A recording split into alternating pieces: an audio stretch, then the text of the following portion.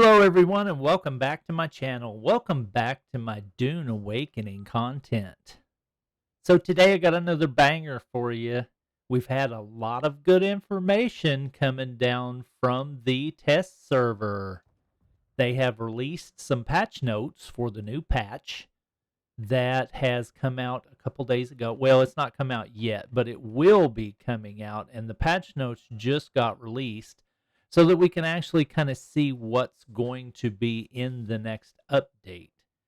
It's got a lot of changes in it, and I tell you what, like the game or not, you have to admit that Funcom has really been working on this game behind the scenes. They have been adding tons of content.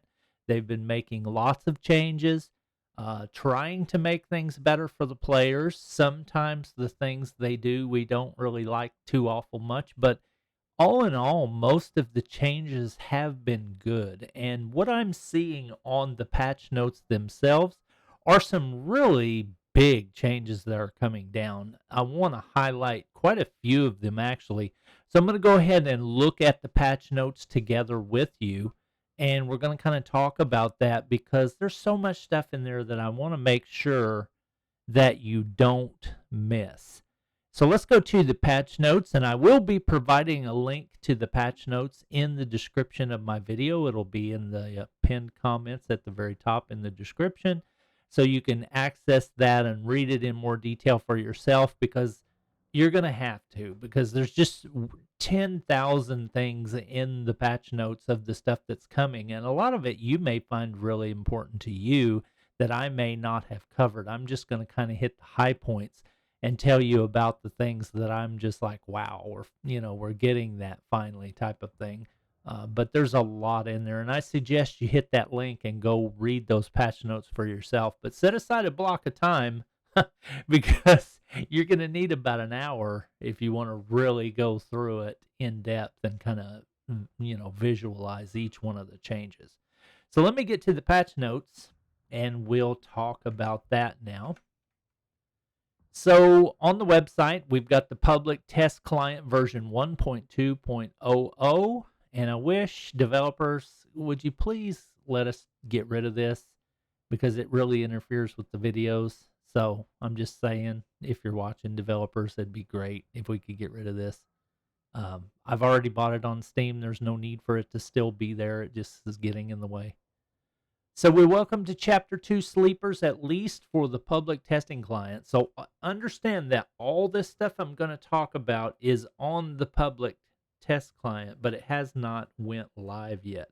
They're wanting to actually check it and make sure it's okay so that they don't release a bunch of changes and break a bunch of stuff. They want to give it a test. And I love that about this game. I love that about Funcom, that they've set up a test server for this reason. So many games that I've played have released updates and just kind of thrown them out there and said, here you go, a bunch of new content, and then they end up breaking more stuff than they've actually added, and it just gets frustrating. Ark Survival Ascended, I'm looking at you. Wild card. But yeah, that's kind of my experience with that on a lot of games I've played. So I really like the fact that they have a public test server, and I would encourage you to make an account on that server. Even if you don't plan on playing it, it's just interesting to get on there and see, the changes when you can. So let's hit the highlights of the things that they're saying they really consider some of the most important things that they've changed. They're going to introduce a new journey storyline, The Great Convention, continue the main story directly after the events of Find the Fremen and the Assassin's Handbook. Remember your mission, wake the sleeper, find the Fremen. So that's cool. I'm all about that. I loved the story. The PvE experience in this game was second to none. That was one of the best PvE experiences I've had in a game ever. So that's really saying a lot when I say that, because I've played hundreds of games. I mean, hundreds, literally hundreds. And if I say that the PvE experience, in my opinion, was really awesome, that's really saying something. So kudos to Funcom on that. This is something right here. The next one has always made me wonder, do the developers play their game or not? because the added renaming functionality in the placeables and the vehicles menu for players to be able to organize their bases better.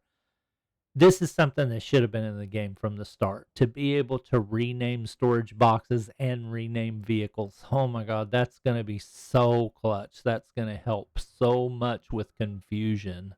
It's going to alleviate a lot of confusion, and it's going to help with just quality in life overall. So that's really going to be huge. This right here is going to be one of my favorite things about the whole update, I'm telling you.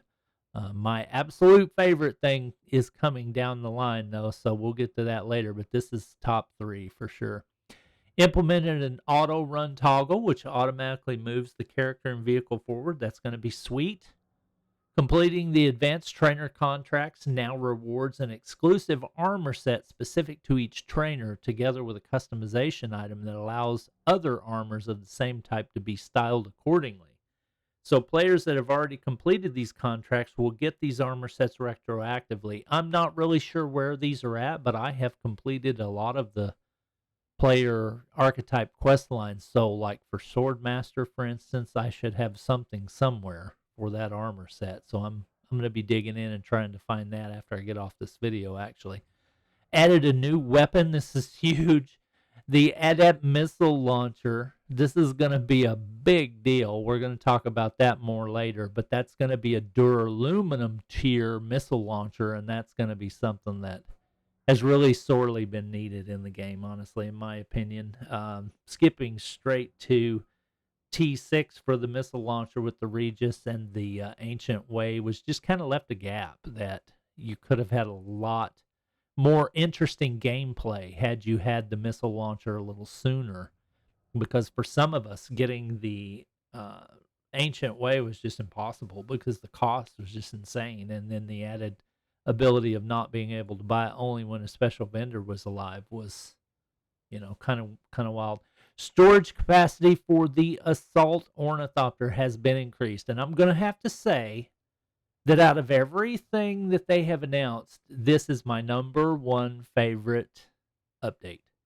I know that you think I'm weird, but I'm telling you, the Assault has been my bread and butter, moving back and forth from the deep desert to Haga Basin. In all the experiences that I've had in the deep desert, I have put so many miles on my Assault, and I'm knocking on wood here. I have had the same Assault Thopter since I started playing. I have not lost one yet, and this is just going to be so good for the Assault Ornithopter storage capacity to increase, because not only, and we'll get into this later, but not only are they increasing the weight, they're increasing the volume, which means you'll have more storage slots, and that's, oh my God, that's going to be huge. They're going to basically double the storage of the Assault, which means that if you have made, if you're like me and you've made 300, 400, 500 trips from the deep desert to Haga Basin and back hauling stuff, well, then just cut that number in half, and that's what it would have been had you started with that capacity on your Assault all along. So that's going to cut your trips in half, basically, because the storage and the volume is doubled. So that's going to be amazing. That's my number one favorite thing about the update right there. Character Recustomizer. There is a new Recustomizer room in each social hub in Harko Village and Arrakis City, where you can pay to have your appearance altered. That is super cool, and it's something that I'm really glad to see in game, but I'm not so sure that I'm going to take advantage of that, because I have created my character at the start with a certain look so that people would be able to recognize me in my videos, and that my guild mates would be able to recognize me out in the world at a glance, because there are no tags, there are no name tags, and unless you're in a group with your people, sometimes it's difficult to know where you're at, and they don't have to think twice about it when they see me run by with my blue hair. They're like, oh, there goes Miranda's. So I don't know. I probably will not take advantage of that, but I think that that is great because the new hairstyles and new tattoos, I don't know. I may look at the new hairstyles. I'll probably leave it the same color just for recognize about what word am I trying to say there? I'll probably look at the different hairstyles, but I'm going to keep the color the same so that people can recognize me. So that's really important to me. So that's really cool right there. So let's go on down and look at the breakdown in specific now. We look at the features and changes. The first thing that they're putting up there is the technical and stability section. They've done something to improve server stability. That's great because that's something that should be going on. Every time we have an update, we should have improved server stability because every time they go in there and they tweak around on the code, they should be able to make it better based on feedback and experience from the previous play sessions and the testing server. They've improved the anti-cheat measures, which is glorious to my ears because cheating has been something that almost ruined my experience in this game because of people flooding the market and ruining it for people that wanted to be a person that sells on the market. Oh my God, my dog. Hang on. Pause. Okay, I'm back. Sorry. And when I hit the button to come back, it moved me. There we go. Improved anti-cheat measures, just like I was saying, that's something that's really kind of wrecked. One of the main things that I wanted to be in this game was somebody that played the market. That just destroyed that for me. But anyway, anti-cheat measures are always an appreciated thing. The number of assets in certain locations has been reduced to improve performance. Don't really know what this means, whether they're meaning the assets that they have in the world created for you to interact with as far as, encampments and things like that, or if they're meaning old player structures that are just kind of rotten and just kind of decaying and stuff. Maybe they've went ahead and decided to remove a lot of that. Maybe they threw something in the algorithm that looks around and says, hey, if you have 15 unrelated structures sitting here decaying, just get rid of them type of thing. Don't know. Don't really know how that's going, what that actually pertains to, but that's good because improved performance is always something we need. They've improved performance around Mesa Toril. That's kind of cool because that area does lag a little bit, so that's good that they knew about that and that they did something about it. Resources, building, and crafting. We've improved how building piece rotation works with a controller to have more granularity. So I'm really anxious to see that myself because I'm somebody that is controller specific especially. So that's going to be interesting. I can't wait to try that. I love to build, so that's going to be right up my alley. Added renaming functionality in the placeables and vehicles menu for players to be able to organize their bases better. We talked about that. That's top 3 for me. That's a big deal. Now, if we could just get the ability to move stuff from vehicle to vehicle or something like that, that would be ultimate. Players now have more opportunities to build in the shield wall section of the deep desert. I did have a base in that area at one time. I was partnered with this guy that is kind of a loser that dumped my guild and left the game, and we had a base there together. That was a pretty good area to have a base made, so I think that will be key for a lot of people to be able to build a base in that area in more areas of that section because that's a really strategic key location. It's centrally located and it can be very useful, especially for players starting out because the aluminum is very rich there and a lot of players get hung up in the aluminum tier and they need tons of it, so that'll be good for them. Here's an image about the renaming of the containers. Small storage container may only contain letters and numbers up to 4 special characters. Special characters must be between 2 letters, no more than 2 numbers in a row. No objectionable profanity, must not include reserved words. So there you go. There's the actual image of the GUMP that allows you to rename a container. So that's cool. Can't wait for that to get in there and nerd out on all my storage. Got a couple members of my guild, the Time Bandits. that there are a couple members especially that will really appreciate that, like Menzo and Cal. They're members that really, really can appreciate some good storage organization. They'll love that. Shout out to the Time Band. It's the greatest group in all of Dune Awakening. In combat, they've added a new weapon, the Adept Missile Launcher. This is huge, people. This is huge right here. This is a duraluminum tier missile launcher, which allows infantry to compete with air vehicles earlier in the progression. Man, if this would have been enabled sooner, oh my gosh, this would have totally changed combat. Let me get a drink of my coffee. Hang on. Ah, good stuff. This would have totally have changed combat in an amazing way because there was a huge gap from the start to when you get to T6 resources and you finally get to the point that you can get the Regis missile launcher or the Ancient Way. There was really no in between. I mean, you use las guns and stuff like that because that was basically your only real option. But now you have a duraluminum tier missile launcher. Everybody can make duraluminum. So it doesn't matter if you're PvE or PvP for that one. You can get that at any time. So you'll be able to repair and create these items.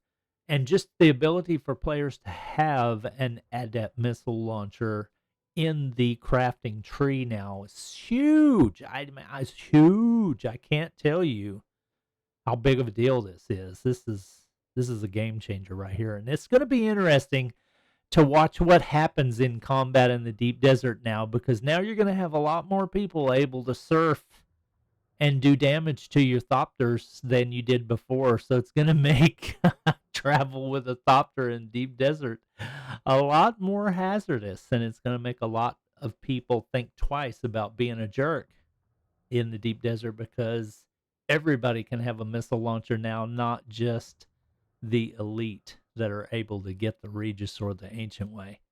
Now everybody's going to be a threat. That's hilarious. I love it. I love it. Reduce the time it takes for NPCs to build up bonus accuracy against their targets in line of sight from 15 seconds across the board based on tier to 7.5 at tier 1 and scaling linear. Oh, I hate that word. I knew I was going to have a hard time pronouncing that. Linearly to 2.5 at tier 6. This bonus only comes into effect after the initial peekaboo malls. I'm not really sure about a whole lot of this, but I do know that basically what this means is that NPCs are going to hit you better. They're going to have better aim. So I had another member of my guild that said he feels like a dart pincushion already. Mr. Ding. He didn't really know how he felt about this part of the update because, yeah, that's going to make them a lot more accurate, and they're going to be hitting you more. So you're gonna have to be on your game a little bit more. It sounds like the ping system targets characters more easily now. The basic rocket launcher now has lock-on functionality. What? There you go. That makes it even more deadly. That makes everybody a threat. Dashing out of abilities now has graphics, so that's cool. NPCs should now activate shields when they have spotted an enemy. That makes them that much more dangerous. I'm all about that. I love the NPCs who have more smarts. You know, I want them to put up a fight and be a good fight. I don't want them to just stand there and, hey, I see you, die. I want them to run around, put up shields, and be more accurate with their shots. I want to get a challenge out of fighting them. Not necessarily caring about PvP style gameplay, but I like the PvE gameplay to be tough. Sprint attacks should be easier to aim towards an intended target that is surrounded by another potential soft lock. NPC combat tweaks were made to make NPCs more responsive. There's more of this to make them better. Rockets should now correctly deal damage to the vehicle module they hit. So I guess that means targeting specific areas of the Thopter is going to have more advantage now. Because do you go after the wings, the easiest part to destroy, and immediately cripple a Thopter, or what do you do? I don't know. That's very interesting to think about. Updated targeting for Bendu Nerve Strike to more often align with your melee. And this, I get that. That's kind of awkward. It doesn't always line up right. Kind of like the knee charge. You have to really get good with it before you can kick it off every single time and, and hit your target like you want to. While in Spice Prescience, you can see the stamina bar of other players. That's huge. That's cool. Now you're going to know how close they are to running out of stamina, so you can kind of decide in your PvP battles what to do a little bit better. So that's interesting. That's going to really add another level to combat, especially in PvP. It's where it's really going to matter. PvE doesn't really matter because I don't think the enemies in PvE really are on the same playing field of stamina that we are. So I think that's really going to matter in PvP. If you die in a PvP location, your timer always uses the rules for PvP respawn, even if you select a PvE location. Okay, that's going to cut down on a little bit of griefing that we use to kind of get around the PvP timer. So that's going to be interesting. If you die in a PvE location, the timer uses the rules of the area of the spawn point you select. You can no longer use spice consumables while in the prescient state, so you have to wait for it to fully go away before you can do it anymore. So yeah, that's going to be interesting.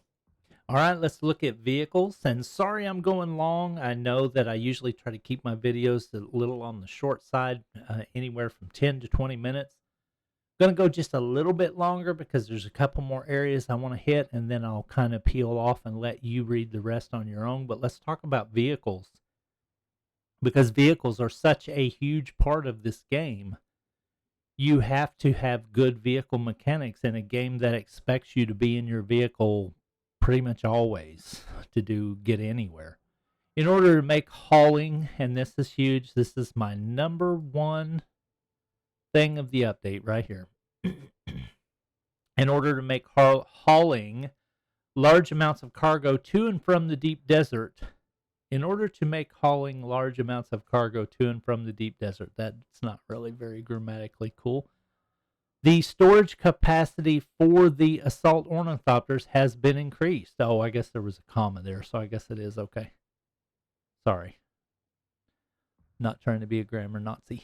Assault ornithopters has been increased. The amount of inventory slots have increased from 15 to 20, and the volume of the storage has been increased from 1,000 to 2,000. Okay, so the number of inventory slots did not double like I was saying earlier. I was thinking that it was a straight doubling across the board with inventory slots and with volume amount. But it is a doubling of the volume amount, and it is increasing the slots 5 more. So that's huge, because that means you've got 5 more slots to store 1,000 more volume. So when you're dealing with something like titanium, that's easy to fill your inventory up fast. So with a small amount of stacks, actually, I think it's one of the heavier things. Now that they finally fixed the volume weight on the cobalt paste, it's reasonable now, where it was insane. It was way out of kilter. The titanium is pretty much going to be the thing that is hard to haul. And plastone is hard to haul.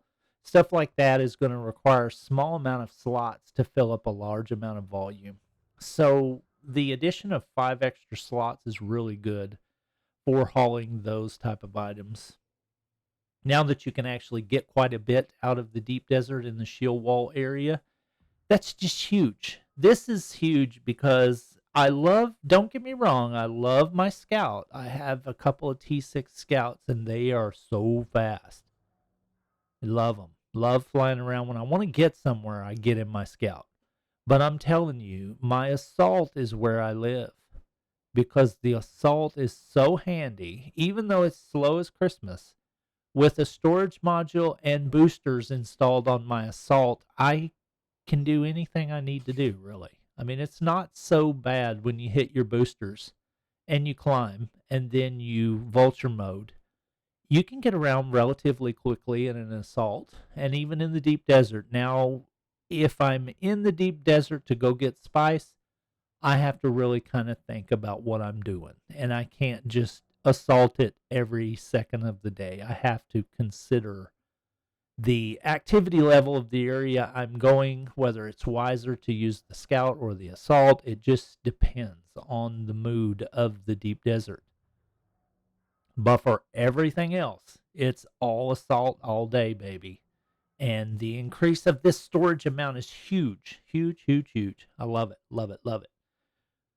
When you get missile locked while in a vehicle, a sound alert now plays. Hey, that's going to be sweet. That's going to help you really know when people are coming up on you and are actually hostile and locking you, so you can decide maybe to have a little bit more of an opportunity to get the heck out of Dodge or to actually engage, whatever you want to do. Ornithopter rockets are now more accurate. That's cool. Ornithopter trail and flare was upgraded to look better and give better feedback. Ornithopter rockets will now only shoot where you're aiming rather than behind you or on the ground. That'll be nice to actually have my rockets go where I want them to go. It's hard enough to target as it is, and I'm horrible at targeting. But if the aim is a little better, maybe I'll be a little better. We'll see. Ornithopter rockets now explode when reaching the end of their life. So I guess if they miss and they shoot off into the distance, they'll blow up when they finally get to the end. Rockets can now be equipped by double-clicking them with the mouse, and improvements made to camera when using one-handed tools while in vehicle passenger seats. So I don't really know how that applies, but that's cool. Let's look at the world building and exploration. And then we're probably going to cut it because I don't want the length to go too long, and there's still a lot of material left for people to dig through. So let's look at world building and exploration real quick. Players will no longer be stuck in story maps if the overland map server is down. I haven't really ever had that happen to me, but I guess that would be very aggravating. Fixed an issue where players would not be able to respawn at their home base, respawn beacon, or vehicle when being prompted to respawn upon joining. I haven't had that one happen either, but boy, that would be huge. How do you get home when you can't respawn and it's telling you to? I don't know. That's troubling. Fixed an issue that could cause only a free roam camera to be shown after connecting to a server. I've never had that happen, so I don't really know the gravity of that. The sandworm will now check if there are players or vehicles nearby when selecting a location for the breach animation. This should reduce the instances of being randomly killed by a sandworm. Hallelujah. This is a big deal because I don't know, and I have had this happen to me that a worm breaches right on top of me and I'm gone. You don't have any chance to do anything about it. It's happened to me multiple times. I'm not going to sit here and try to act like I've never been ate. I've been ate a lot. And this has happened to me at least, I know 2 times for sure, possibly a third time, if I'm remembering correctly, where the worm just breached right in my face. And I didn't even get any activity on the worm bar or anything. It just happened. Boom. I lost everything. It's happened. So this to be fixed is really good. And I know that a lot of players have experienced this, out getting spice and then all of a sudden you're gone. You didn't have a chance. It doesn't really feel fair. It doesn't feel good at all. So that's awesome. In PvP areas, various loot containers and testing stations will now respawn at the same time as the related NPCs. And the NPC respawn times will be updated to match the loot respawn times. So that's huge. So that's going to stop a lot of the crate camping. I think it will make it either easier or harder. I'm not sure how that one's going to pan out. We'll see. It may actually have a negative effect and make it easier to crate camp. I don't know. We'll see. Implemented auto run toggle, which automatically moves the character in the vehicle forward. So that's cool. So that's going to be interesting. I don't really know how that plays out for me because usually when I'm playing, I'm always controlling because I'm paying attention to what I'm doing. Sometimes in the deep desert, I will do kind of like a unattended fly while I set my thopter up to go, and then I run in the kitchen to get something real quick, go get another cup of coffee, and I turn the sound up and I'm listening for any kind of interaction while my vulture mode thopter just kind of cruises through the deep desert trying to get somewhere because sometimes it's such a long fly. So auto run toggle will be interesting to see how that works. So I'll be interested in that. So with all those huge changes coming, can you believe that there's still more? Story journey, a new player, deep desert. Oh, we got to look at this real quick. The deep desert and the Landsrad section was really important. We need to look at that. I'm sorry, I got to add one more. Deep desert and Landsrad, big deal. Created new story content and new caves to explore in the deep desert shield wall. This is awesome because this will be more content for us in the shield wall for the PvE players that don't really care about doing PvP. You'll have more stuff to do. So that's really cool. Created new deep desert layouts and increased rock island density in them. So that's going to be super sweet in my opinion, because I'm not going to lie. I get tired of seeing so much sand when I'm flying and I see nothing for zone after zone after zone. Even if it's just empty rock islands, I want to see them. I'm not necessarily going to be a guy that's constantly putting a base on everything, but I want to at least see something different. It makes it not so boring. Sorry. New distribution of loot setup for each deep desert layout. This is huge. This is huge because there's a lot of people that talk about, hey man, it seems like the same schematics drop all the time. When are we going to get something different? So new distribution of loot setup for each deep desert layout will be key because hopefully that will help the schematics feel more fresh on each week to week and not a lot of the same stuff. How many times have we seen pincushion drop? I mean, really, it's bad. New visuals for some parts of the deep desert shield wall. Don't know what that is, but that's cool. I'm all about it. Improved performance of gameplay and visuals of caves in the deep desert. That'll be great. Anytime you have improved performance in a PvP zone, everybody that does PvP will be glad about that because that means they can shoot you faster and better. And kill you faster and better, harder. Player checkpoint zones have been removed from inside Deep Desert Testing Station to reduce repeated respawning in PvP areas. Okay. Spice field generation has been adjusted to allow for smoother resource generation in the deep desert. So this is going to be interesting to see how this plays out. Spice field generation adjusted to allow for smoother resource generation in the deep desert.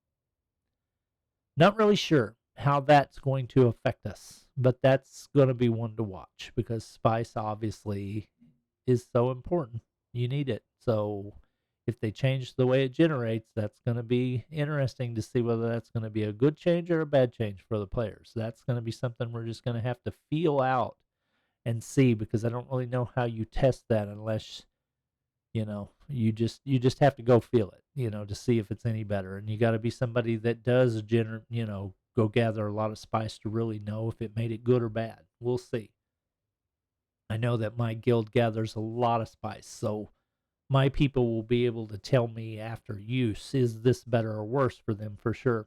It's now only possible to purchase from the Landsrad reward vendors if you switch to the faction before the term started. So I guess maybe there was some griefing going on there. I'm not really sure because I thought that you were only allowed to do that once. So I don't really know how that's such a big deal, but maybe it was. Who knows?